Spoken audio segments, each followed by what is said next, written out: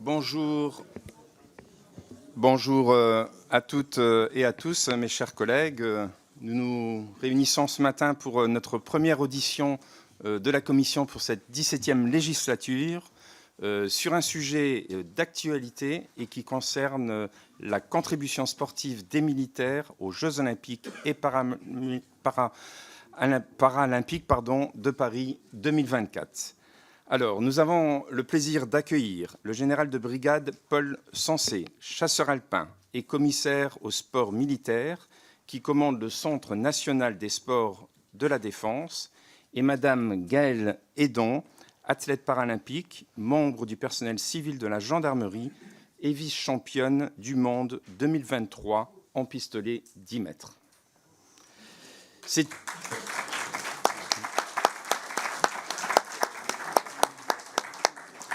C'est une première pour nous, c'est une première pour vous d'ailleurs déjà d'intervenir devant notre commission, et c'est aussi une première pour nous, pour notre commission, d'auditionner le CNSD. Le CNSD qui est un organisme à vocation interarmée et qui assure l'animation de la pratique des activités physiques, la formation des moniteurs militaires, la reconstruction des blessés et l'accompagnement des sportifs de haut niveau. Aujourd'hui, le CNSD accueille en son sein plus de 200 sportifs de haut niveau de la défense. Mes chers collègues, cette armée de champions s'est particulièrement illustrée lors des Jeux de Paris en décrochant 21 médailles lors des Jeux olympiques, dont 4 en or, 25 médailles lors des Jeux paralympiques, dont 6 en or. L'armée des champions, c'est donc un tiers des médailles françaises. Félicitations à l'ensemble des athlètes et aux encadrants pour ce bilan historique et la magnifique image que vous avez donnée de la France et de la communauté de défense. Et je crois qu'on peut les applaudir.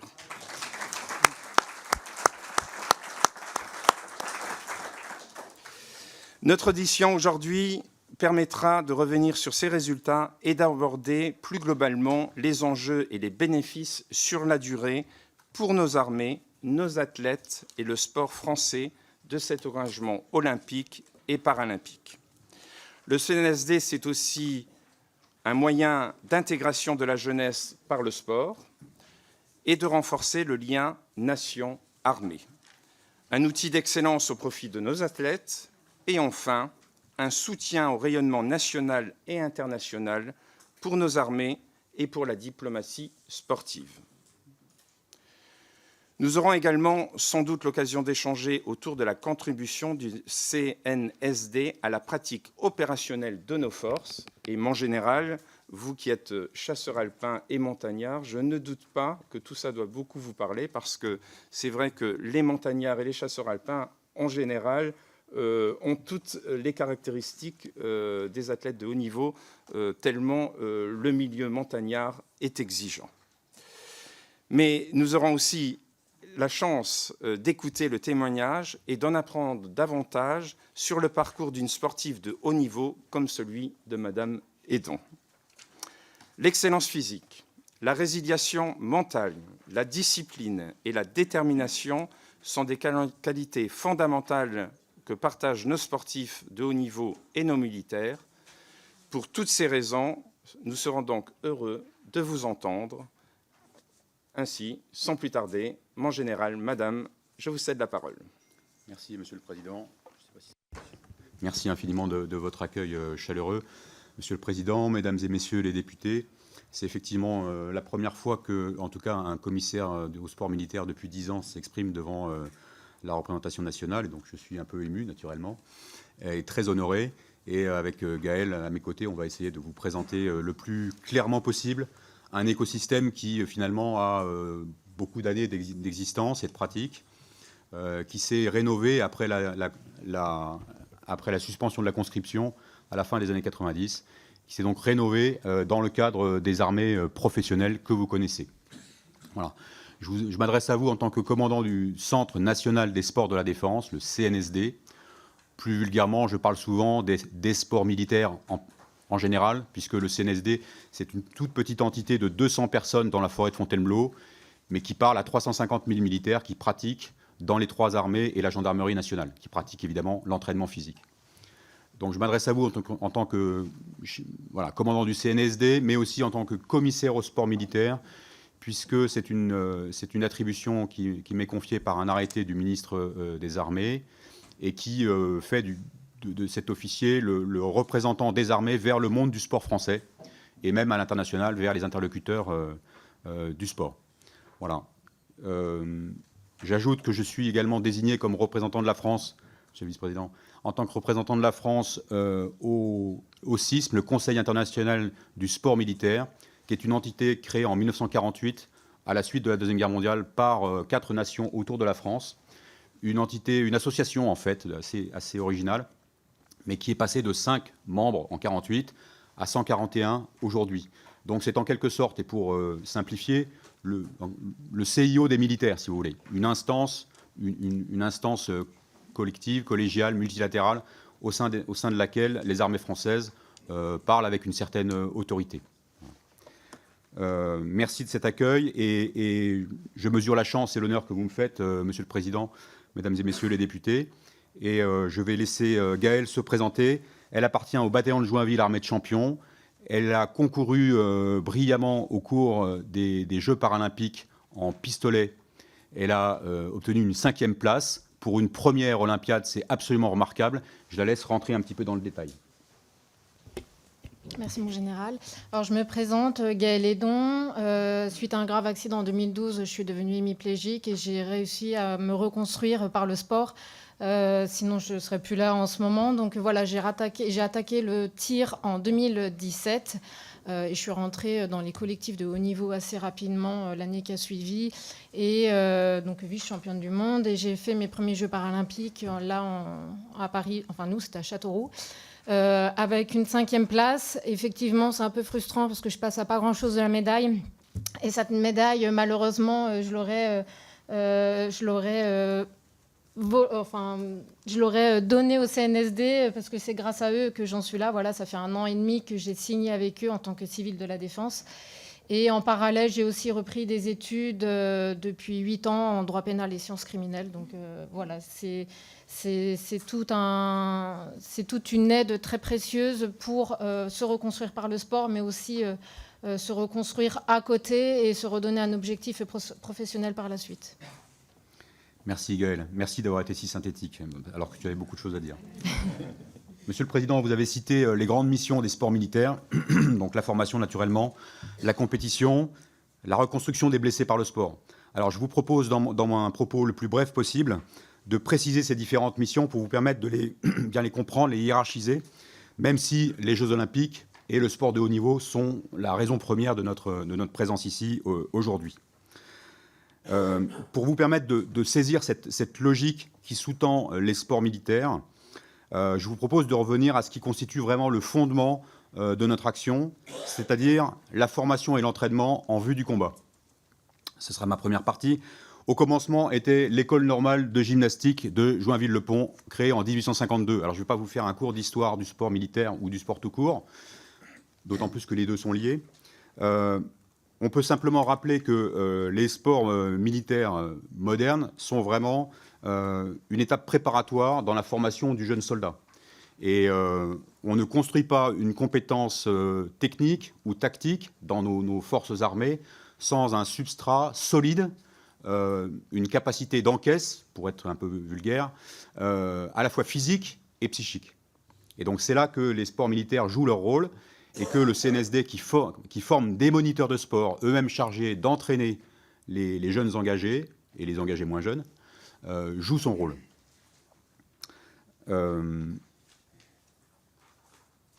Pour vous donner un ordre d'idée, les forces armées nous confient chaque année 1000 moniteurs de sport qui sont formés ou recyclés au sein du CNSD à Fontainebleau dans toutes les disciplines, et j'ai inclus les disciplines équestres.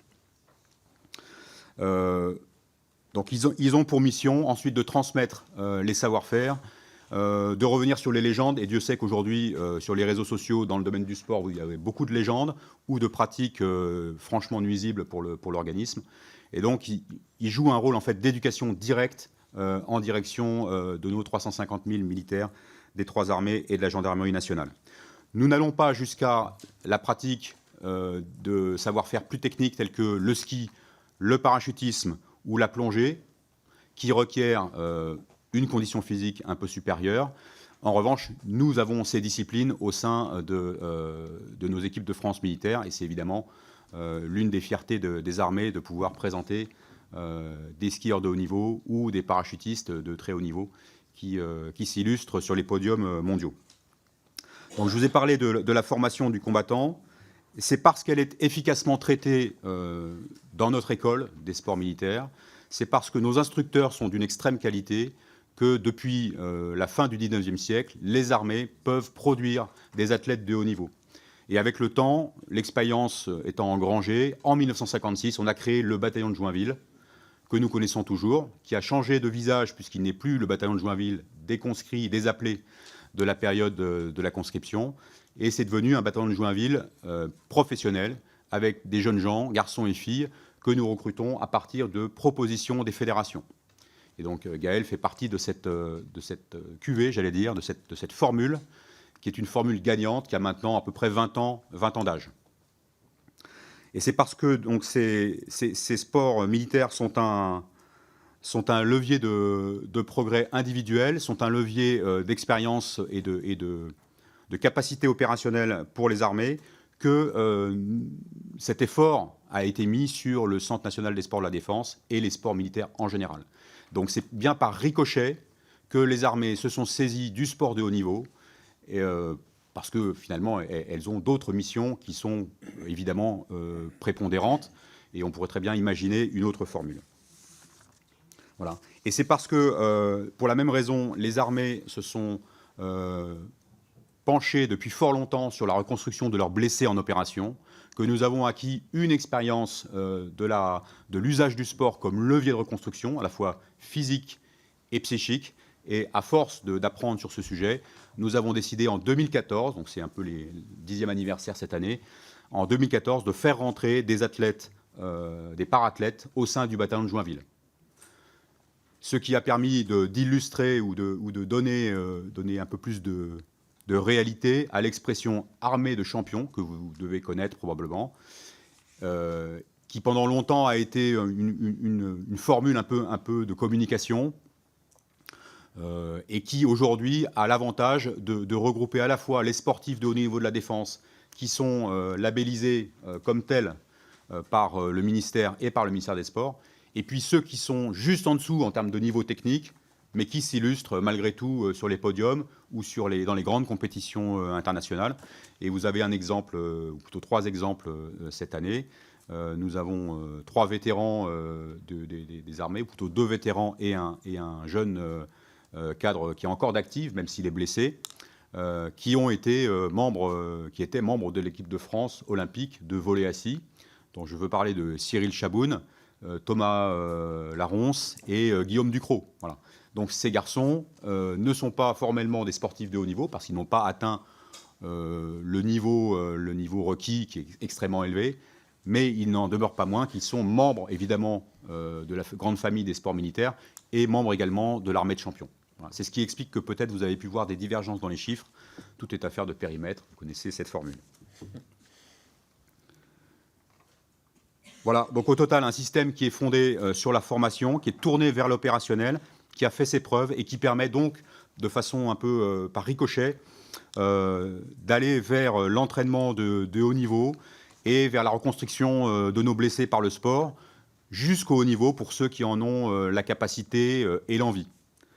Donc cela apporte aux armées et aux forces armées une visibilité supérieure, une visibilité évidemment très intéressante en termes de rayonnement, pourquoi pas de recrutement, même s'il est toujours difficile de faire un lien de cause à effet dans le domaine du recrutement, et aussi peut-être un rôle d'influence au sein de notre société, en partageant des valeurs qui sont évidemment très fondatrices du métier militaire, en les partageant via le sport, en direction de concitoyens qui ne sont pas nécessairement proches des armées et qui, par ce biais-là, peuvent s'y intéresser. Et puis, nous pensons également que ces résultats olympiques, qui sont très observés par nos camarades des armées étrangères, constituent aussi un levier d'influence vers les armées étrangères. Alors je m'arrête là parce que je pourrais en parler un peu longuement, et je propose à Gaël de vous parler de son bilan personnel, montée en puissance vers les Jeux, puis Jeux paralympiques, et je reprendrai la main après pour élargir un peu à l'ensemble du bataillon de Joinville. Alors j'ai signé, c'est ce que je disais tout à l'heure, donc j'ai signé il y a 1 an et demi au bataillon de Joinville. Qu'est-ce qu'ils nous proposent? C'est simple, en fait c'est des stages de formation militaire qu'ils nous proposent tout au long de l'année.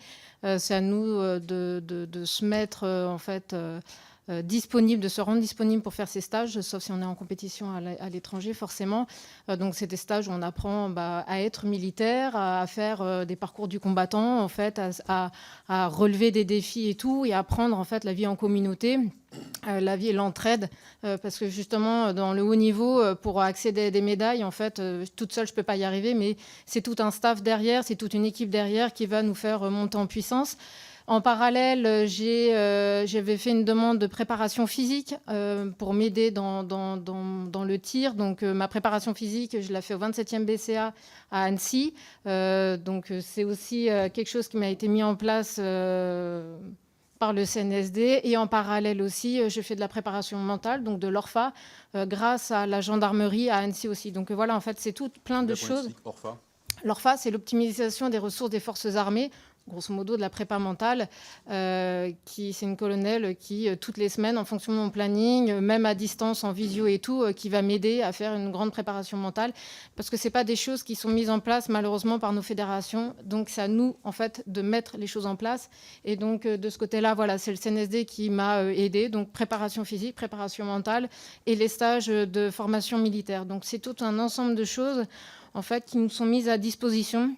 Ils nous font confiance et déjà un grand merci aussi à eux. Et c'est comme ça en fait qu'on arrive à accéder au plus haut niveau, donc les Jeux Olympiques ou pour moi les Jeux Paralympiques. Merci Gaël. Alors, je vais juste un tout petit commentaire. Donc effectivement, donc pour les 220 athlètes de haut niveau, donc il y a un système global général qui fonctionne bien. Mais quand on atteint ce niveau de la compétition, en fait, il faut vraiment faire du sur-mesure, en fait. Voilà. Et donc, c'est toute la difficulté, et c'est pour ça qu'on passe beaucoup de temps sur ces sujets-là, pour préparer nos athlètes au mieux. On essaye de leur apporter un complément de formation, parce que les fédérations sont, en principe, ultra compétentes dans la discipline proprement dite. Mais ce qui est à côté, la gestion du stress, parfois la gestion du sommeil ou de l'alimentation, des choses assez basiques, hein. Dans l'effervescence d'une montée vers les compétitions de ce niveau-là, on peut perdre pied, on peut perdre ses repères. Et donc, ce qu'apportent les armées, c'est l'expérience de ce que nous faisons pour les opérations extérieures, pour les missions sur le territoire national, où il faut conserver, évidemment, le recul nécessaire, conserver la lucidité malgré la fatigue et malgré la tension qui peut s'installer. Et bon, quand on a la chance de réaliser une compétition de ce niveau en France, vous imaginez bien la pression énorme qui est sur les épaules de nos jeunes gens et nos jeunes filles. D'ailleurs, beaucoup l'ont dit après les Jeux, hein, ça les a portés, mais ça les a aussi parfois beaucoup perturbés. Donc on est là pour leur donner ce recul, et un des moyens, c'est de les binômer avec un régiment, une base navale, une base aérienne, parce qu'au même niveau, entre jeunes gens d'une même génération, en fait, ils s'observent, ils se comprennent, et ils font volontiers des parallèles entre l'entraînement de haut niveau et la préparation à une opération intérieure ou extérieure. Voilà. Je vous propose d'élargir donc le bilan, et puis on pourra revenir évidemment sur ces points au moment des questions, pour vous parler donc du bilan du bataillon de Joinville, mais plus largement des sports militaires au cours de ces Jeux olympiques et paralympiques. Donc le bataillon de Joinville, c'est 232 sportifs de haut niveau de la défense, valides ou parasportifs, militaires ou civils.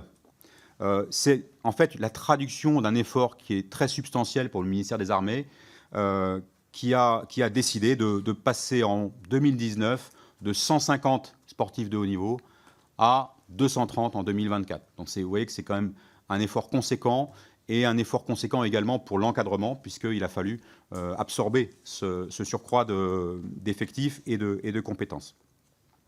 Donc c'est un gros effort d'organisation. Le premier résultat de ces Jeux, Monsieur le Président, vous l'avez cité, donc 46 médailles, le tiers des médailles françaises pour 13% de présence dans la délégation olympique française. C'est surtout ce ratio que je retiens, parce que les médailles, on peut toujours avancer des chiffres. Moi, je retiens l'efficience de notre système et j'en rends hommage à tous mes subordonnés qui travaillent d'arrache-pied et qui ont permis ce résultat aux côtés des athlètes. Je vous ai fait distribuer deux petits documents. Alors, je vous demande d'être indulgent sur le plus épais parce que, en fait, c'est un projet d'article qui n'est pas encore paru, donc je vous demande de ne pas le diffuser. Voilà, ça sortira dans À armes égales, qui est le bulletin de la Fédération des clubs de la défense. Et comme on a évidemment beaucoup travaillé sur le sujet, je me suis dit que ce matin, c'était peut-être l'occasion de répondre à certaines de vos questions, certaines interrogations. L'autre document, c'est des chiffres bruts par discipline, par athlète, par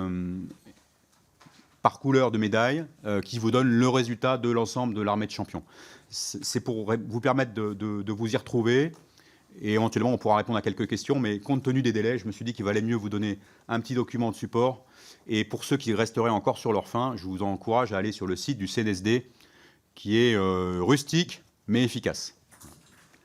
Alors, ce résultat, et c'est ça que je voudrais vous transmettre ce matin, ce ratio, donc il démontre une certaine efficacité de notre écosystème qui a été construit avec le ministère des Sports il y a une vingtaine d'années.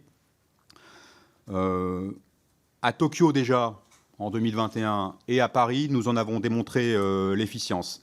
Et ce résultat et sa résonance médiatique en France a mis fin au semi-silence qui entourait le bataillon de Joinville, armée de champions. Alors je le redis avec force aujourd'hui, le bataillon de Joinville n'est pas mort, il n'est jamais mort.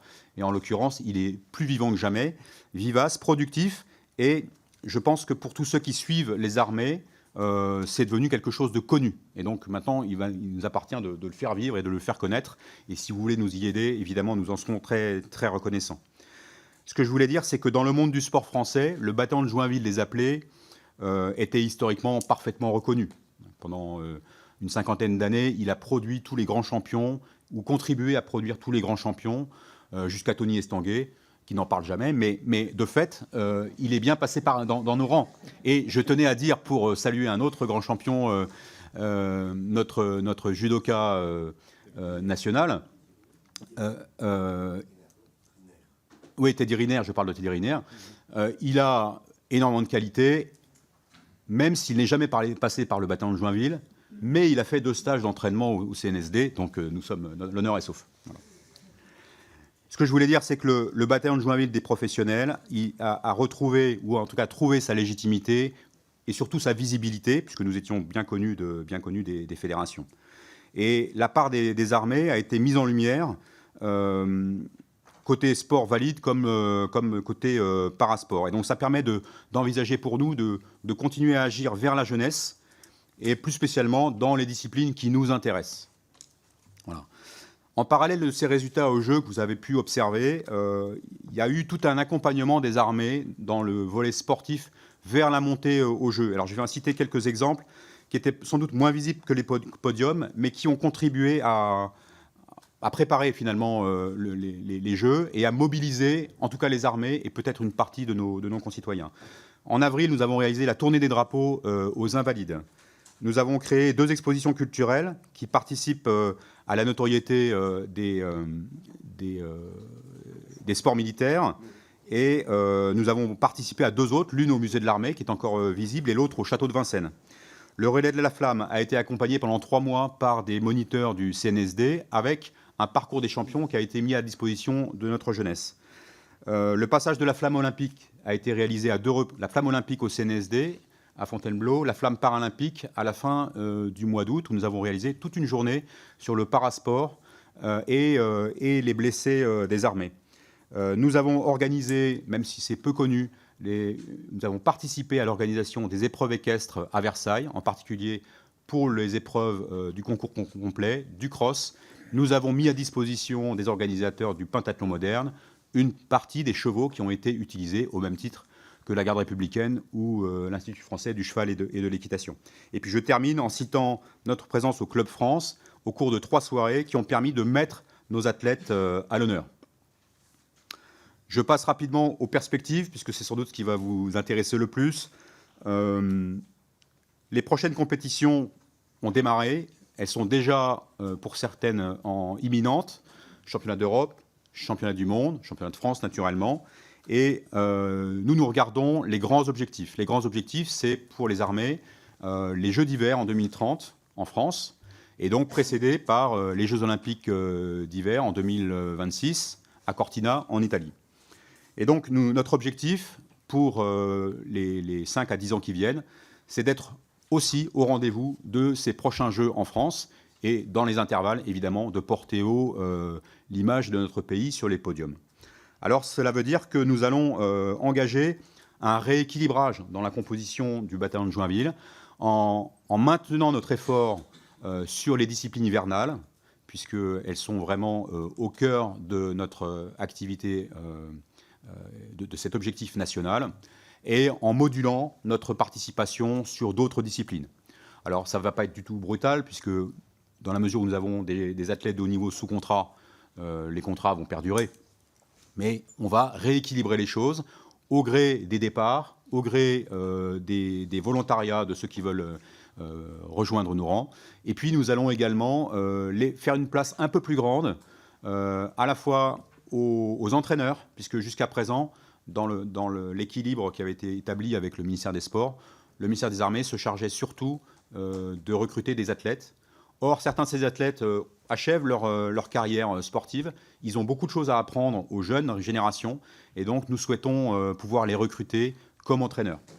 Et puis nous voulons également, ça c'est une volonté très forte du ministère, faire une place aux blessés des armées qui auront atteint un niveau de compétition de haute performance. Aujourd'hui, je vous l'ai dit, ils sont relativement peu nombreux, on en a 4 ou 5 sur 32, ce qui est assez peu. Et donc, au gré des départs, au gré des postes que nous pourrons ouvrir, nous allons un peu rééquilibrer la composition du bataillon de Joinville. Mais l'effort au bénéfice du sport français va perdurer, parce que nous considérons que c'est aussi un effort au bénéfice de l'ensemble de la communauté nationale, de la visibilité de la France et de son rayonnement à l'intérieur comme à l'extérieur. Monsieur le Président, je crois que j'ai fini. Merci beaucoup, Madame Edan. Merci beaucoup, mon général. En vous écoutant, je crois que le bataillon de Joinville a fourni Yannick Noah, David Douillet aussi, je crois. Ils y étaient tous. Et pour ma génération, Michel Platini. Je confirme. Ouais. Carl Olive, ça va l'intéresser aussi. J'irais tous. Hein. Ouais. Merci beaucoup pour ce propos liminaire. Je ne doute pas que mes collègues ont un certain nombre de questions à vous poser. Donc nous allons commencer par les orateurs de groupe. Et je vous rappelle la règle, vous avez donc 2 minutes. Et pour commencer, nous allons commencer par Julien Limongi, qui va prendre la parole pour le Rassemblement national. Merci, Monsieur le Président. Mon général, 46, c'est le nombre impressionnant de médailles remportées par nos militaires lors des Jeux olympiques et paralympiques. Nous avons toutes les raisons d'être fiers d'eux. Ils étaient bel et bien en forme olympique pour faire briller la France lors de la plus prestigieuse compétition sportive internationale. Je tiens à saluer tout particulièrement la médaille de bronze de Margot Boulet en paraviron, qui vient de ma circonscription et qui est également un ancien membre du GIGN. Réjouissons-nous ensemble de ces belles victoires, de cette fierté collective et de la ferveur qui a uni tous les Français autour de nos athlètes. Admirons ces valeurs de dépassement de soi et de courage qui sauront, j'en suis certain, inspirer toute la nation.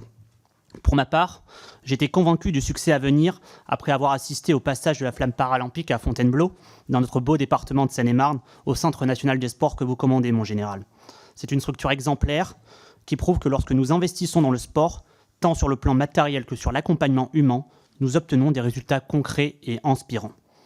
D'ailleurs, je voudrais souligner que nous suivons avec attention le projet du village des blessés, dont l'inauguration est prévue l'an prochain, directement sur le Centre national des sports de la Défense. Ce lieu, non médicalisé, accueillera des blessés et leurs familles, leur offrant une opportunité unique de se reconstruire par le sport. Peut-être formerons-nous ici les médaillés paralympiques de demain. Mon général, au-delà du succès des Jeux olympiques, dont nous serions heureux d'entendre plus de détails, cette rentrée a été marquée par une initiative encourageante. De nombreux clubs sportifs en France ont ouvert des créneaux dédiés au sport paralympique. Dans ce contexte, il serait intéressant de savoir comment l'armée, et en particulier la structure que vous commandez, pourrait contribuer à renforcer l'inclusion et l'accessibilité du sport paralympique sur nos territoires. Cela permettrait également de consolider ce lien essentiel entre les armées et la nation que nous nous efforçons constamment de développer. Je vous remercie. Merci beaucoup, mon général. Madame, vous avez la parole. Merci, monsieur le député, de votre question. Et pour tout vous dire, j'espérais une question de ce genre. Et dans mon métier, on essaye de ne pas laisser passer les opportunités tactiques. Donc vous m'en avez fourni une, je vous en remercie beaucoup. Et j'étais venu avec une petite plaquette sur le village des blessés que je tiens à votre disposition. Alors je n'en ai que 6, mais les premiers arrivés, ou je sais pas, on les répartit, je ne sais pas, monsieur le président. Je vous laisse cette dure responsabilité. Voilà. Donc vous avez souligné ce projet. Je ne vais pas être long parce que finalement tout est dans la plaquette. Ce qui est intéressant dans ce projet, c'est qu'il est soutenu à la fois par les armées, naturellement, en particulier par l'armée de terre et la gendarmerie nationale, pour un tiers, et pour 2 tiers par du mécénat. Donc c'est un projet d'environ 10 millions d'euros qui est en train de voir le jour dans le camp de Guilmer du CNSD à Fontainebleau, sous les arbres de la forêt. Et donc nous ambitionnons de le mettre en fonctionnement à la fin du deuxième trimestre 2025. Donc les bâtiments sont déjà en train d'être construits et nous en sommes à la préparation du programme. Il s'agira d'accueillir une centaine, en tout cas une capacité de 100 lits pour des blessés et leurs familles. Et c'est vraiment la nouveauté de ce système, de ce village des blessés, c'est qu'il vise à traiter ou à accompagner par le sport non seulement le blessé, mais ses proches, sa famille ou ses amis. Et je voudrais faire un parallèle, si vous me permettez, avec un événement du même ordre qui est très connu, c'est les Invictus Games de nos camarades britanniques qui ont démontré l'effet démultiplicateur d'une compétition amicale qui se tient entre nations amies, alliées, sous le regard des familles. Voilà. Moi, j'y suis allé à Düsseldorf, c'était absolument impressionnant de voir à la fois le rayonnement de nos athlètes, nos camarades blessés dans les compétitions et les effets très positifs sur leur entourage qui les accompagnait. Et en fait, ce village des blessés, c'est en quelque sorte nos Invictus Games à nous, c'est-à-dire peut-être moins brillants, moins chatoyant, moins j'allais dire moins à l'américaine, c'est pas gentil, mais en fait, ce sont pas du tout, on n'est pas dans le show, on est plutôt dans l'accompagnement, je dirais, pragmatique, très patient, et dans la durée de nos camarades blessés. Alors sur l'appui que nous pouvons donner au parasport ou au handisport, c'est un point sur lequel nous travaillons avec la Fédération française de handisport en particulier, et puis avec le CPSF, Marie-Amélie Le Fur, avec lequel je m'entretiens assez souvent. Et donc, notre idée n'est pas d'être forcément menant, pour prendre une expression classique dans les armées, menant sur ce sujet, mais d'accompagner cette ouverture au handisport en complétant la formation de nos moniteurs de sport par non pas un diplôme, mais une formation spécifique pour accompagner les blessés. Actuellement, un sergent de l'entraînement physique militaire, il fait un stage de 7 mois qui doit tout lui apprendre sur ce sujet. C'est extrêmement accéléré, donc on a des difficultés à rajouter des modules supplémentaires. Donc il s'agira de créer un module particulier que nous allons délivrer toujours au CNSD et avec l'appui de la Fédération française de handisport. Mais l'idée est que nos unités militaires qui maillent le territoire détiennent en leur sein des compétences pour accompagner le handisport et donc puissent, dans les clubs sportifs de leur garnison, apporter cette expertise qui n'est pas forcément courante, qui n'est pas à la portée de n'importe qui. Voilà, c'est notre contribution à ce développement du handisport. Merci, mon général. Est-ce que tu veux dire un mot ? Madame, Non. vous voulez rajouter peut-être quelque chose ou il y aura d'autres réponses ? Vous pourrez vous partager la parole aussi si vous le souhaitez. Je passe la parole à Karl Olive pour le groupe Ensemble pour la République. Merci, Monsieur le Président. Mon général, cher Gaël, chère championne, le bataillon de Joinville traverse l'histoire. Vous avez cité président Michel Platini. Je vais continuer la génération 75. Olivier Rouillet, Jean-Michel Moutier, Fruitier c'est plus musclé, Nantes, Maxime Bossis et puis Alain Giresse, mon général, vous l'avez rappelé, du côté de Bordeaux. Pour commencer, je souhaite évidemment souligner et remercier l'engagement de toutes les forces armées pendant les Jeux Olympiques et Paralympiques de Paris. l'armée de l'air et de l'espace, la marine, l'armée de terre, ainsi que tous les militaires de l'opération Sentinelle. Toutes les composantes de l'armée ont été au rendez-vous sur tous les sites olympiques et notamment lors du parcours de la flamme, le collègue l'a rappelé. Oui, Paris 2024 a aussi été et surtout une réussite grâce à nos armées. Le sport, comme vous l'avez rappelé, fait partie intégrante de la vie militaire, un catalyseur social transversal. Et vous avez fait un marqueur de la réussite de nos armées sur les théâtres de guerre. Vous en avez également fait un marqueur de réussite dans les épreuves sportives. 78 sportifs de haut niveau de la défense faisaient partie de la délégation tricolore à Paris avec 20 disciplines différentes. Le sport est également un moyen d'améliorer la rééducation et la reconstruction pour les soldats blessés. L'innovation qu'il aurait offerte est inspirante et importante. Aussi, je souhaite vous interroger aujourd'hui sur ce volet.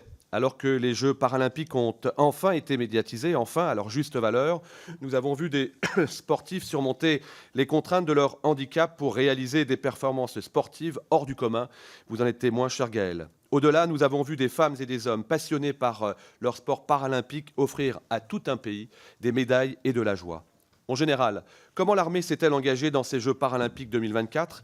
Quel bilan en tirez-vous ? Quels seront vos objectifs pour les 4 prochaines années en vue des prochains Jeux paralympiques ? Enfin, quelles sont vos relations avec la société civile concernant le développement du sport pour les athlètes professionnels et amateurs souffrant de handicap ? Je pense aux fédérations, mais également aux clubs sportifs et aux communes sur le terrain. Enfin, Monsieur le Président, je veux dire un regret, celui de l'absence d'un ministère ou d'un secrétaire d'État au handicap. Je forme le vœu que le gouvernement de M. Barnier y remédie sans tarder. Il n'est jamais trop tôt, il n'est jamais trop tard. Merci, mon général. Monsieur le député, concernant les 4 années à venir, je vais vous faire un aveu. Nous en sommes encore à analyser nos résultats. Donc je vous ai livré des chiffres bruts. Nous sommes en train de les décortiquer, puisqu'il y a des 4e places ou des 5e places qui valent bien certains podiums. Et donc, pour être très précis, il va me falloir un petit peu de temps pour digérer ces résultats. En revanche, il y a une question que vous avez évoquée, c'est l'innovation dans le sport, l'innovation au service de la compétition et des succès français. Vous savez qu'avec la préparation des Jeux, a été mise sur pied une organisation qui s'appelle Science 2024. Et cette organisation voulue par nos autorités a pour objectif de rapprocher les chercheurs, les laboratoires et les sportifs. Et pour ce qui concerne la défense, nous avons utilisé ce levier depuis quelques années pour rapprocher les grandes écoles militaires des équipes militaires ou des sportifs de haut niveau. Et donc, dans certaines disciplines, en particulier hivernales, nous avons un lien et un travail en cours avec des laboratoires tels que ceux de Polytechnique, de façon à améliorer les performances de nos athlètes de haut niveau. Voilà. C'est pas stratégique, mais c'est quand même un sujet un petit peu sensible et donc je ne rentrerai pas dans le détail ici même. Mais ce sont des sujets sur lesquels nous souhaitons progresser, car dans le domaine de l'aérodynamique, dans le domaine de la balistique, voilà, il y a tout un éventail de progrès que nous pouvons réaliser et sur lesquels les armées sont naturellement compétentes. Merci beaucoup, mon général. Pardon. Excusez-moi. Oui, madame. Je rajoute juste 2 petites choses aussi, et c'est aussi en tant qu'athlète, en fait, de faire avancer tout ce qui est matériel pour les personnes en situation de handicap. Moi-même, j'ai créé un système pour faire de l'aviron d'un bras avec 2 rames en autonomie complète et déposer un brevet. Mais voilà, je pense qu'en fait, moi, je me connais mieux que quiconque, je connais bien mon handicap, donc c'est à nous, en fait, aussi de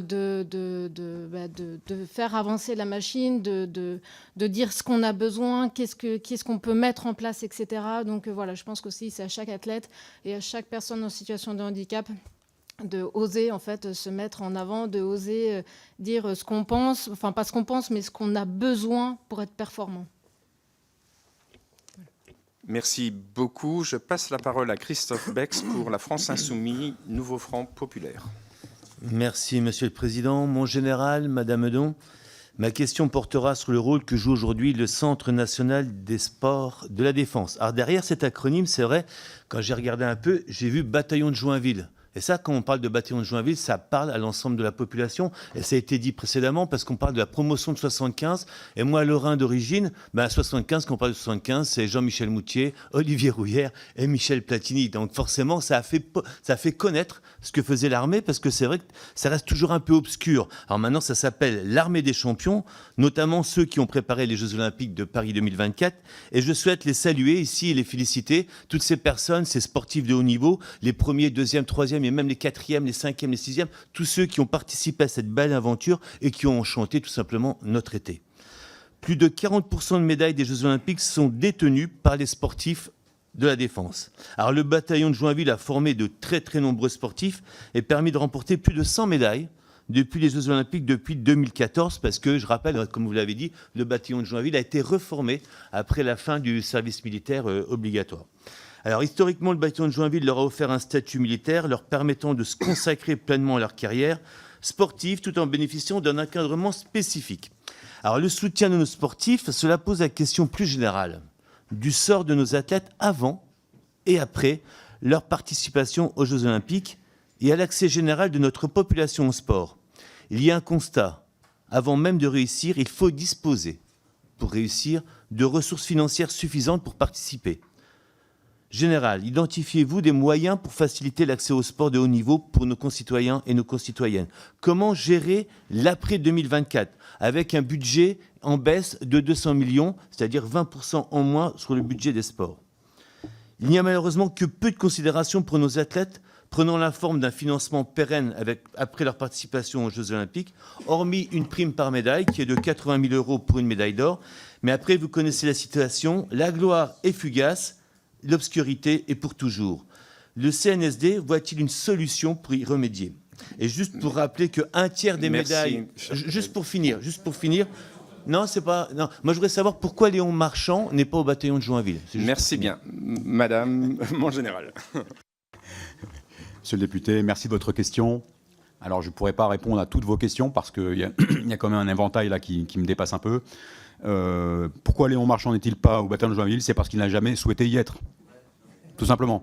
Et parce que sa fédération ne l'a pas proposé, mais il me paraît présenter les aptitudes, puisque pour être au bataillon de Joinville, excusez-moi, il faut avoir le niveau et il faut souhaiter être ambassadeur des forces armées. C'est assez simple.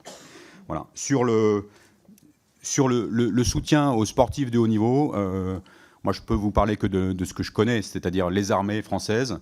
Nous accueillons dans les armées françaises nos sportifs de haut niveau en fin de carrière. On en a un certain nombre et qui choisissent soit de se reconvertir dans les armées, dans la filière de l'entraînement physique, puisqu'ils ont quand même non seulement une légitimité, mais une vraie compétence, soit on les accompagne dans leur reconversion vers la vie civile.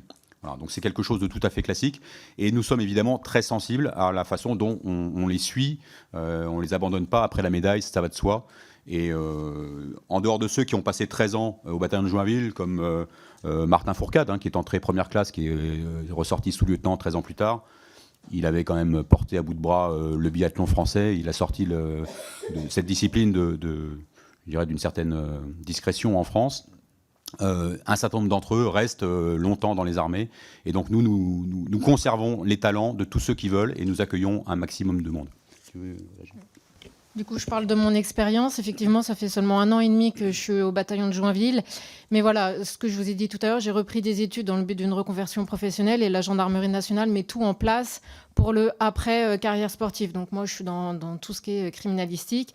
Et là, dans 2 semaines, je pars 2 mois en stage à l'IRCGN à Cergy-Pontoise parce que là, je suis en pause pour le sport. On a besoin tous de faire une grosse pause et tout. Et je reprends le tir seulement au mois de décembre-janvier. Et en attendant, la gendarmerie continue à me former dans ma branche.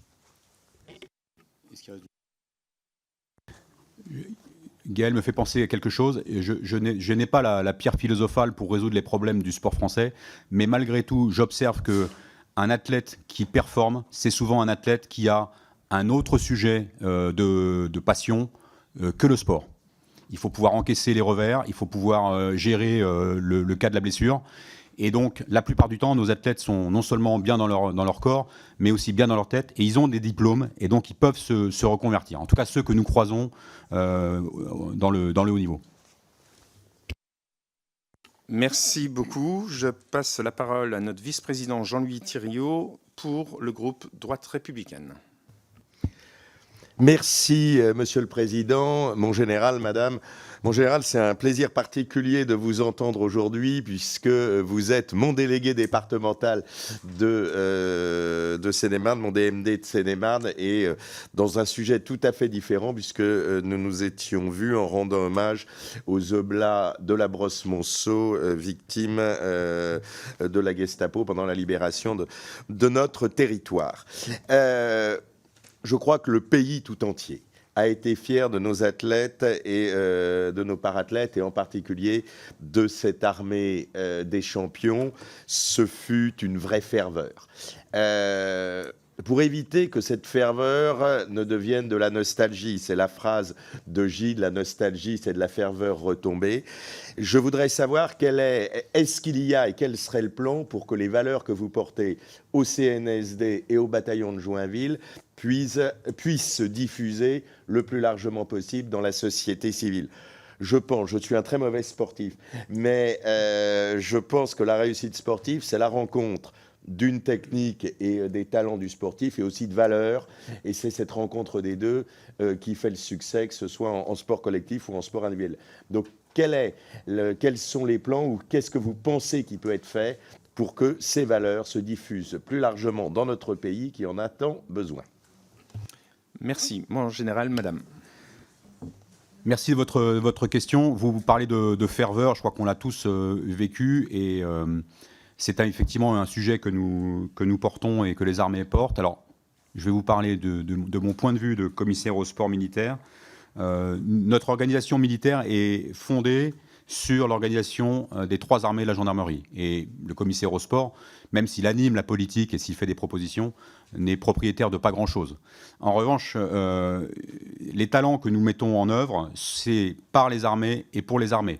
Et je dirais que les valeurs que nous vivons et que vivent nos sportifs, ce sont les valeurs des armées. Et donc, de façon très simple, il me semble que toutes les occasions, tous les événements qui permettent localement de mettre en cheville, mettre en prise l'armée et l'unité militaire l'unité militaire et la nation et sa jeunesse sont les moyens de faire vivre ces valeurs. Alors, j'ai conscience que ma réponse est un peu vague. Je vais prendre un exemple très concret. Quand les sports militaires organisent un championnat de France ou un championnat du monde, puisque nous avons organisé les championnats du monde de rugby l'été dernier, en 2023, en Bretagne, ça a été un moment de ferveur partagée avec le rugby breton. Et ça a été un moment de diffuser le rugby également en Bretagne. Je pense que des événements tels que celui-là, les championnats de France que nous organisons, les championnats d'Europe, nous les appuyons déjà sur les fédérations.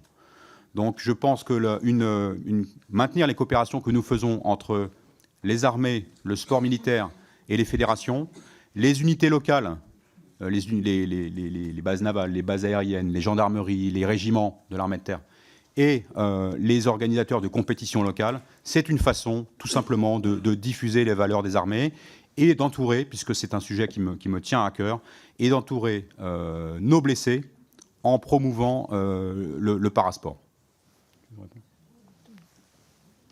Merci beaucoup, mon général. Je passe la parole à Sébastien Saint-Pasteur pour le groupe socialiste et apparenté. Merci, Monsieur le Président. Chers collègues, mon général, excusez-moi si je tout saute pendant ma question, mais je crains de ne pas avoir attrapé que le virus olympique. Donc j'essaierai d'être concis. Donc, je souhaite par la présente évoquer d'abord une piste d'amélioration dans l'accompagnement de nos militaires, singulièrement des blessés, dans le sport de très haut niveau et tout particulièrement vers les Jeux paralympiques. Je tiens tout d'abord à saluer, ça a été fait à de nombreuses reprises, le travail opéré par la cellule d'aide aux blessés qui, à travers le sport, accompagne nos militaires dans leur rééducation. Ce travail est décisif et permet aux blessés, dont les témoignages sont poignants, de la capacité d'adhérer à de nouveaux objectifs.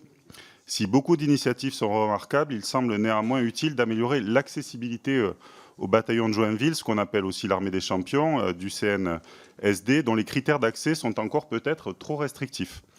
Au-delà du nombre de places limitées, il faut se prévaloir de résultats dans certaines compétitions et disposer également d'un dossier porté par les fédérations d'origine. Vous l'avez évoqué dans votre introduction, à l'exclusion notamment des sports collectifs, si je ne m'abuse. Ces critères laissent malheureusement de côté certains parathlètes blessés de guerre, alors qu'au-delà de la redevabilité de notre nation à leur encontre, il s'agit aussi d'un incroyable élément de communication et d'attractivité pour nos armées. L'intégration au bataillon de Joinville sous contrat devrait être de droit pour les blessés, inscrits sur liste ministérielle des sportifs de haut niveau. Il s'agirait d'une évolution légitime et vertueuse, aussi bien pour nos athlètes que pour l'attractivité de nos armées, d'autant plus qu'il ne s'agit au final que de quelques situations. Donc je vous remercie de vos éclairages sur cette question. Merci, monsieur le député. Je ne vais pas rentrer dans le détail des noms que vous avez en tête en posant votre question, mais je les connais parfaitement. Et la plupart d'entre eux n'ont même jamais demandé à rentrer au bataillon de Joinville parce qu'effectivement, le niveau requis est très élevé. Il y a une exception auquel nous pensons tous les deux, que j'ai reçue il n'y a pas si longtemps. On était d'ailleurs sous la Tour Eiffel. Et donc j'ai proposé de rentrer au bataillon de Joinville dans une discipline collective, et il se trouve que l'intéressé ne le souhaitait pas. En fait, pour le cas que vous évoquez, c'est-à-dire nos vétérans blessés, ils sont très accompagnés à la fois par les cellules d'aide aux blessés que vous avez citées, mais dans le domaine sportif, exclusivement par le CNSD. Donc on les connaît très très bien. Et le niveau qui leur convient pour l'immense majorité d'entre eux, c'est le niveau des équipes de France militaires.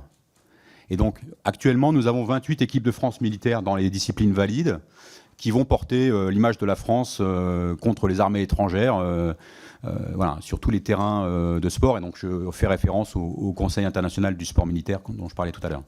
Ces 28 équipes, nous allons les compléter, et ça va, je pense, répondre aux soucis que vous soulignez. Nous allons les compléter dans 2 disciplines, le rugby fauteuil et le volley assis. Le volley assis étant l'une des questions sous-jacentes. Et je pense que cette organisation-là va permettre de monter en gamme ces blessés militaires qui ont effectivement à la fois un courage et un talent indéniable, et que ce sera le bon niveau pour les faire progresser et aller vers le haut niveau que représente le bataillon de Joinville. Mais vous comprenez bien que accepter de droit un blessé militaire sur un dispositif de haut niveau, ça présente des difficultés. Voilà.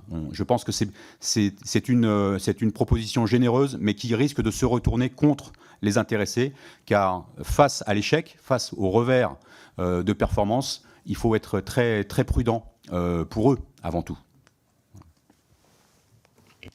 Merci beaucoup, mon général. Je passe la parole à Christophe Blanchet pour le groupe Les Démocrates. Merci, Président, mon général, Madame. Merci à tous les deux. Et merci à tous nos sportifs, quelle que soit leur place sur le podium ou à côté, pour leur réussite dans ces JO qui étaient, je ne reviendrai pas ce qu'ont dit mes collègues là-dessus. Bravo pour 46 médailles, effectivement, lorsqu'on ne représente que 13% de la délégation. C'est un très beau ratio et bravo à vous.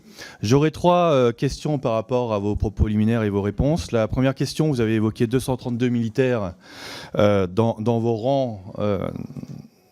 Et vous avez évoqué qu'il y avait des civils. Quid des réservistes dedans? Est-ce que ce sont des... Je voudrais savoir le détail, si possible, de l'avoir. Deuxième question, je reprendrai les propos aussi de mon collègue Thériault. La diffusion des valeurs, vous avez évoqué quelques exemples à travers le rugby qui m'est cher aussi, comme quelques collègues ici dans l'Assemblée. Mais le SNU, est-ce que vous avez des jeunes du SNU qui viennent vous visiter, vous voir? Est-ce que vous les prenez éventuellement en semaine d'intégration, en 2e semaine? Est-ce que vous avez ces jeunes? Parce que c'est aussi peut-être un vecteur et une possibilité de diffusion de l'information et justement des valeurs que l'on veut transmettre. Et dernière question, vous avez dit, mon général, que vous pouviez contribuer à l'influence vers les armées étrangères, sans développer. Est-ce que vous pouvez préciser votre pensée? Je vous remercie. Merci beaucoup. Mon général, madame. Non, je vais essayer d'être très bref. Les réservistes, nous n'avons pas de réservistes au bataillon de Joinville parce que par construction, le bataillon de Joinville, c'est un système qui professionnalise des jeunes gens avec une solde mensuelle et qui les emploie en continu. On les emploie en continu, sauf qu'on a un système très dérogatoire par rapport aux autres militaires et ils passent 95% de leur temps à s'entraîner dans leur fédération. Les réservistes sont très présents dans les sports militaires, mais ils sont présents dans les équipes de France militaires. notamment le rugby. Sur le SNU, je laisserai Gaël répondre. Dans le domaine de l'influence vers les armées étrangères, donc la France est très présente depuis la création de en 1948, elle l'était déjà avant, mais c'était moins formalisé. Et nous organisons entre 1 et 2 championnats du monde militaires en France. Donc j'ai cité le rugby en août-septembre 2023. Nous avons organisé précédemment le triathlon à Brive-la-Gaillarde en 2023. En 2024, en mai dernier, nous avons organisé le sauvetage sportif à Palavas et Montpellier, compétition où étaient présentes 12 nations, dont toutes sortes de nations. Et c'est l'intérêt de ce levier, c'est que nous sommes en contact finalement avec des alliés, des partenaires, des compétiteurs. Voilà. Et donc nous avions par exemple une délégation chinoise présente à Palavas. Et nous avions, pour reprendre l'exemple du rugby, 5 nations majeures, enfin 5 nations du Pacifique, qui étaient des nations majeures du rugby, mais avec des partenaires tels que l'Australie, la Nouvelle-Zélande ou le Japon. C'est vous dire si par le sport, et ce n'est pas aux parlementaires que je vais l'apprendre, il y a un véritable levier de discussion avec les alliés, en tout cas de discussion au niveau militaire. Et concernant les jeunes du SNU, on ne les oublie pas, puisqu'en fait, en tant qu'athlète, on nous demande d'intervenir, d'aller les voir, etc. Et quand ils passent, quand ils font des journées à la gendarmerie et tout, nous, on intervient. Enfin, moi, personnellement, je suis intervenue plusieurs fois justement pour les rencontrer, pour leur parler du sport, pour leur parler du bataillon de Joinville. Parce que quand on y va, on a la tenue du bataillon de Joinville, donc on leur explique tout ça, oui. Donc c'est plutôt une action décentralisée que centralisée au CNSD qui ne peut pas recevoir tout le monde, malheureusement. Merci beaucoup. La parole est Anne Lehenanff pour le groupe Horizon et Indépendants. Merci Monsieur le Président. Général, bonjour, je suis ici. Merci Madame et merci surtout aux champions. Vous avez fait rêver quelques semaines, c'était absolument formidable. Donc on vous est absolument reconnaissant pour ce que vous nous avez offert pendant toutes ces semaines. Je souhaitais le dire en préambule évidemment. Je suis députée de Vannes. À ce titre, Général, vous connaissez bien Vannes puisque nous avons accueilli à Vannes effectivement 2 événements mondiaux du CSND. CNSD, notamment la Coupe du Monde de football féminin il y a quelques années au Stade de la Rabine et il y a quelques mois, vous l'avez précisé, en Bretagne, c'est exactement à Vannes, la Coupe du Monde militaire de rugby féminin également, puisqu'on aime le sport féminin à Vannes. Je confirme que c'est formidable, les apports de l'organisation sur le lien armée-nation. Tout d'abord, nous avons un régiment, par exemple, et ça complète auprès de la population le lien armée-nation. Il faut le signaler parce que c'est un argument aussi dans les échanges qu'on peut avoir entre une ville et votre organisation. Ensuite, il véhicule auprès de la jeunesse des valeurs très fortes liées au sport, liées à la solidarité, liées au partage. Enfin, donc, c'est également un outil pour les collectivités de rebondir pour se rapprocher encore plus de la jeunesse. Et puis, bien sûr, un formidable atout diplomatique. On l'a vu pendant la Coupe du Monde de rugby féminin. J'aurais 2 questions. Je vais faire 2 petits pas de côté. Ma première question, c'est justement, pourriez-vous éclairer les membres de la commission sur le lien indispensable entre cette organisation sportive, militaire, et les collectivités, c'est-à-dire les territoires. Sans les territoires, les sportifs ont besoin de s'entretenir, s'entraîner tout au long de l'année avant des grands événements mondiaux. Donc, quels sont vos modes de fonctionnement avec les collectivités locales? Et deuxièmement, puisque le budget n'est pas loin, est-ce que vous pourriez nous donner quelques éclairages sur le budget, s'il vous plaît? Merci. Merci beaucoup, Madame en général. Alors, effectivement, vous évoquez le Stade de la Rabine et je ne peux manquer de citer le dernier match du championnat du monde militaire de rugby qui s'est terminé après 2 prolongations de 10 minutes. C'était homérique et nous avons battu les Fidji. Nous étions très fiers. Le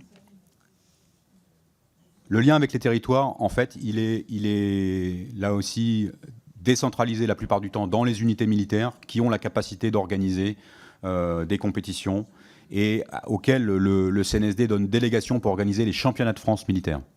Donc ce n'est pas le CNSD qui organise les championnats de France, il le délègue à des unités choisies au sein des armées et de la gendarmerie nationale. Donc là, il y a un lien qui se fait assez naturellement. Nous avons, nous, un lien qui est plutôt central avec les instances du sport français, avec à la fois le CNOSF et le CPSF pour la partie olympique, avec les 28 fédérations, parce que moi je suis en contact direct avec 28 fédérations, et avec l'Agence nationale du sport et l'INSEP, dont nous sommes membres du réseau Grand INSEP au CNSD. Aujourd'hui, le lien que vous évoquez, qui est à mon avis extrêmement important entre les armées et la nation et les territoires via le sport, il est porté par beaucoup d'initiatives locales. Il est porté par la Fédération des clubs de la défense et il est porté bien souvent par des passionnés qui sont d'anciens militaires qui s'investissent dans les associations, sportives ou pas, et qui établissent un lien pas très visible, mais constant et solide. Donc nous avons également nos réservistes opérationnels, réservistes citoyens, qui maillent tout le territoire et qui sont, qu'ils soient de la gendarmerie ou de chacune des armées, qui sont là encore un lien permanent. Mais il est vrai que le CNSD n'a pas en tant que tel de lien direct avec les territoires, hormis des cas particuliers des championnats du monde, où là nous nous rapprochons d'une ligue, et donc derrière la ligue, il y a la région correspondante. Merci, mon général. Je passe la parole à David Habib pour le groupe Liberté Indépendants, Outre-mer et Territoire. Ça me surprend moi-même. Mais monsieur le Président général, Madame, beaucoup a été dit, donc je ne vais pas reprendre les questions, notamment celle de M. Sampastor qui permettait d'avoir un éclairage. Je voudrais simplement, en général, très rapidement, que vous nous indiquiez si les restrictions budgétaires qui sont annoncées toucheront votre centre. Si vous avez connaissance que votre budget souffrira d'une baisse de crédit et si le plan Famille 2 sera touché. Et je vais finir mon propos en vous demandant de ne plus mettre en cause le plus brillant des Béarnais, Tony Estanguet. Voilà, quand je suis dans cette salle, on n'attaque pas les Béarnais. Merci, Général. Alors, concernant le budget, c'est quand même assez... Pour l'instant, je n'ai pas de directive pour réduire la voilure. En revanche, il est exact que nous avons prévu de modifier les équilibres internes, ce qui n'est pas pareil, puisque les objectifs sont différents. Voilà, donc... Voilà. Et puis moi, je suis dans le temps long. Vous savez, les contrats, les ressources humaines, c'est quelque chose qui se gère avec circonspection. Et donc, j'ai des athlètes sous contrat, j'en suis responsable, je veille sur eux. Et donc, il est hors de question qu'on leur fasse des misères. Mais on est effectivement dans le temps long aussi vis-à-vis des compétitions. Et 2030, c'est demain en termes de préparation olympique. Donc, comme je l'ai indiqué tout à l'heure, nous allons faire un effort dans le domaine hivernal. Merci beaucoup. Je passe la parole à Mathieu Bloch du groupe UDR. Merci, Monsieur le Président. Général, Madame Hédon, tout d'abord, permettez-moi d'associer nos plus sincères remerciements et félicitations pour les exceptionnels résultats que vous avez obtenus tant sur ces Jeux olympiques que paralympiques. Je pense que vous avez fait notre fierté et vous avez su redonner pendant toute la période estivale le moral aux Français qui en avaient bien besoin en cette période. Et merci infiniment pour ça. Vous avez donné une très belle image de notre pays. Le CNSD a accompagné brillamment nos athlètes militaires pendant cette période, avant les Jeux et pendant les Jeux. Et donc avec brio, puisque vous avez obtenu plus d'un tiers des médailles à vous tout seul. Alors j'ignore la proportion d'athlètes militaires engagés sur la globalité des athlètes français participant aux Jeux. Néanmoins, j'imagine que ce ratio est plus qu'excellent. Et donc je me posais la question de savoir si, en toute modestie, quelle est la plus-value de l'accompagnement du CNSD dans la préparation des athlètes et quels étaient vos rapports avec les fédérations sportives qui seraient de nature à faire part de votre expérience et à les aider pour tirer l'ensemble du sport français vers le haut. Merci. Mon général. Merci beaucoup de votre question. Pour parler des fédérations, alors la plus-value, j'ai essayé de l'évoquer rapidement, on est dans la complémentarité. Il ne s'agit pas de refaire plus mal ce que d'autres font très bien. Donc nous cherchons à être sur le volet l'accompagnement, l'esprit d'équipe, y compris quand on est dans des disciplines très individuelles. Voilà. Et c'est là où on joue notre rôle de catalyseur de compétences. On a également un souci tout particulier sur la santé de nos athlètes, puisque un athlète, c'est un petit bijou, mais ils sont parfois fragiles physiquement. Et donc la blessure, malheureusement, peut intervenir dans toutes les disciplines. Et là, on a un partenaire de premier plan, c'est le service de santé des armées. Voilà. Donc je vais laisser Gaël répondre juste après moi. Je serai très bref. Sur les fédérations, les disciplines en fait sont très différentes. Il y a des disciplines qui sont historiquement des domaines militaires, des disciplines, je pense l'escrime, les sports de combat, l'équitation, le rugby, etc. C'est des disciplines éminemment militaires. Il y en a qui le sont moins, et vous avez peut-être observé que nous avions des athlètes en BMX, par exemple, parce que nous souhaitons en fait rester très en prise avec la réalité de la jeunesse française, avec ses aspirations, ses centres d'intérêt. Ça, c'est notre volet influence et recrutement.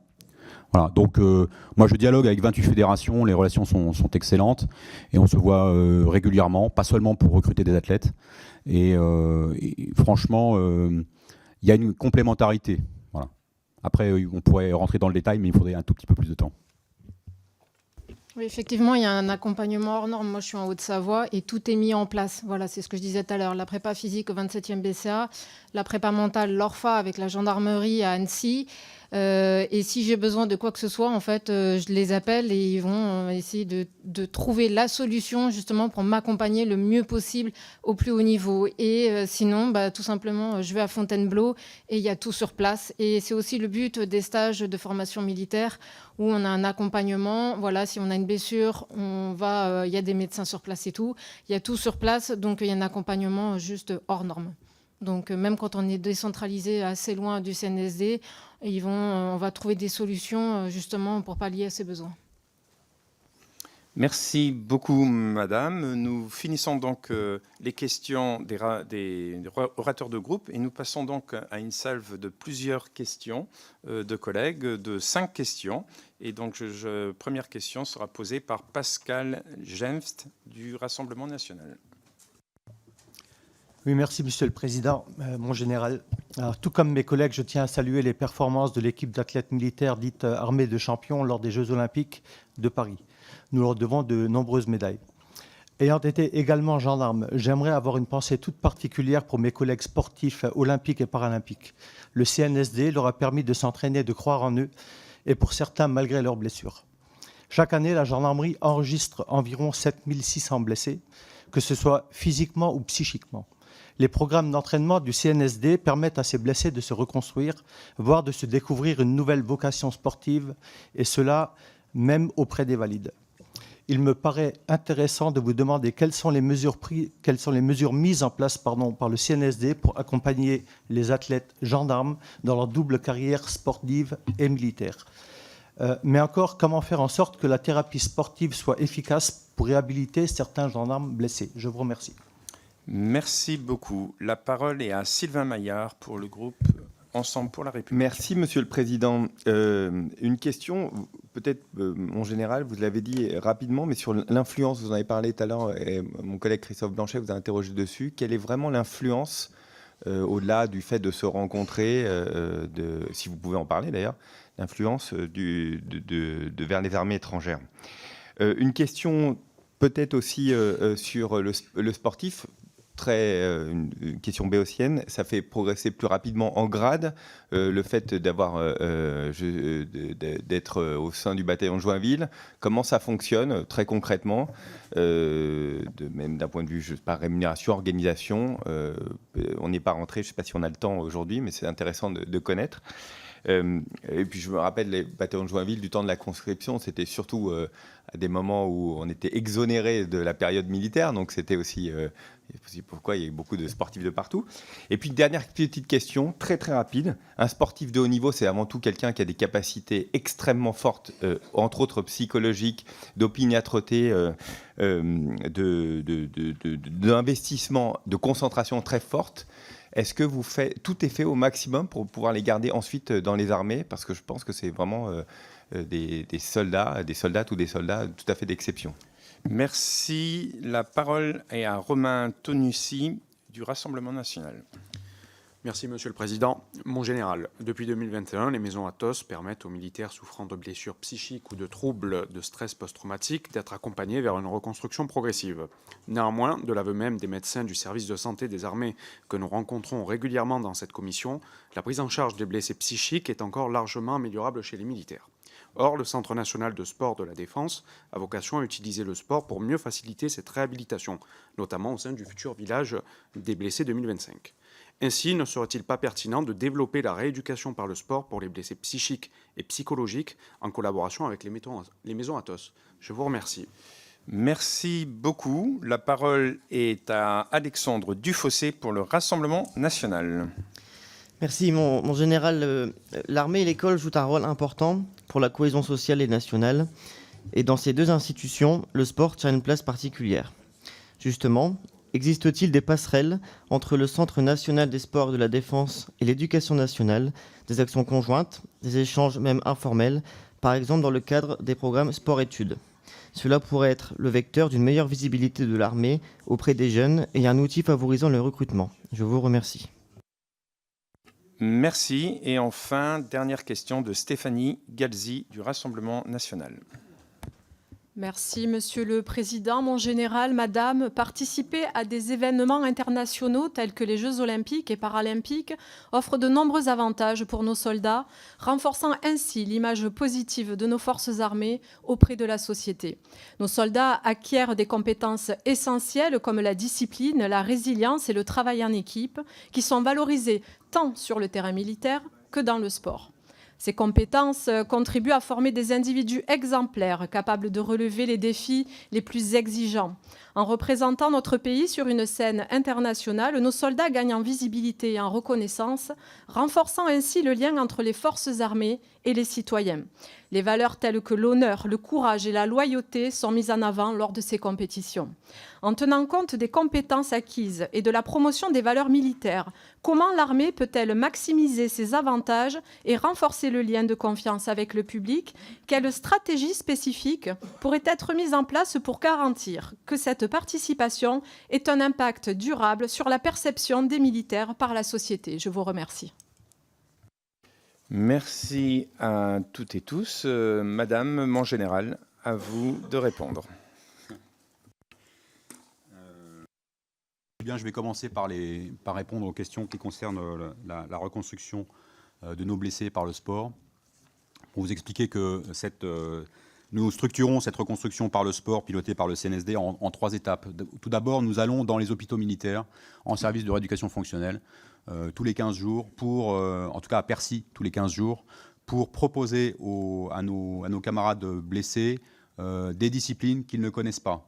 Il s'agit de leur faire prendre conscience de leurs possibilités, de leur donner envie de quitter la partie médicalisée de leur reconstruction et de les aider à accepter leur corps transformé et meurtri. La deuxième étape, c'est les faire venir chez nous au Centre national des sports de la Défense et là, de leur faire découvrir de façon un peu plus large des disciplines qui sont éloignées de leur connaissance. Et pour ceux qui en manifestent l'envie, la troisième étape, c'est la voie de la compétition. Au début, la compétition locale, départementale, régionale. Et puis pour ceux qui en développent le goût, ça peut aller jusqu'aux Jeux olympiques. Voilà.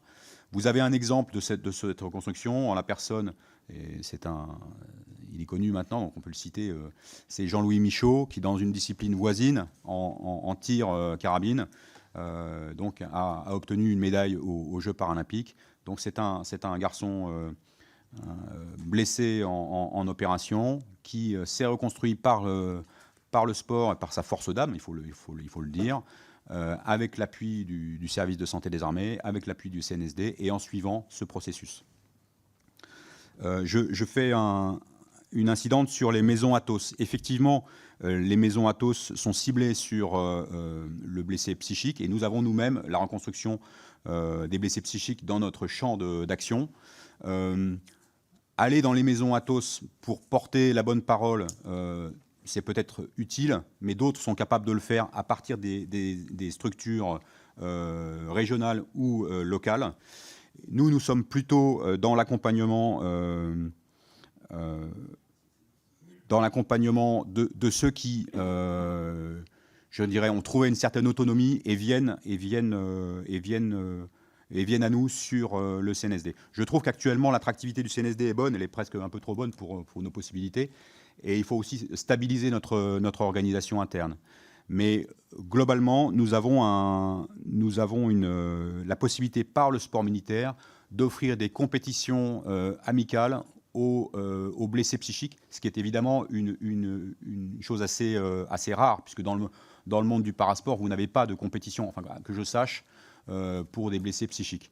Et l'intérêt des Invictus Games, dont nous parlions tout à l'heure, et de ce genre de compétition organisée par les armées, c'est qu'elles mettent ensemble les blessés physiques comme les blessés psychiques, et finalement ils se soutiennent mutuellement. Oui, vas-y. Concernant les maisons Athos, justement, les athlètes aussi, c'est à nous d'intervenir dans les maisons Athos, discuter avec eux, prendre du temps avec eux et faire des activités avec eux. Et concernant les gendarmes, justement, la région de gendarmerie me demande d'intervenir à la région lors de la journée des blessés et tout. Et c'est des journées très riches et c'est donnant-donnant dans les deux sens. Donc c'est ça qui est intéressant, oui. Je vais répondre à la question qui porte sur les avancements, puisque c'est un sujet qui n'est pas tabou. Je parle d'eux, en fait, bien sûr. Ici, il n'y a pas de sujet tabou pour ce qui me concerne. Évidemment, l'avancement militaire pour nos athlètes du bataillon de Joinville qui sont militaires est complètement dérogatoire par rapport au système classique. Néanmoins, nous leur demandons de réaliser quelques stages militaires chez nous, alors qu'ils sont raccourcis, simplifiés. Mais il faut, pour porter dignement l'uniforme et pour porter une parole, je dirais, pertinente sur les armées, il faut connaître les armées. Et donc, voilà, ce genre de stage est absolument indispensable. On essaye de multiplier les stages tout au long de l'année pour permettre à nos athlètes qui ont un emploi de temps de niveau quasi ministériel, n'est-ce pas Gaël, de trouver le bon moment pour venir dans leur préparation. Voilà.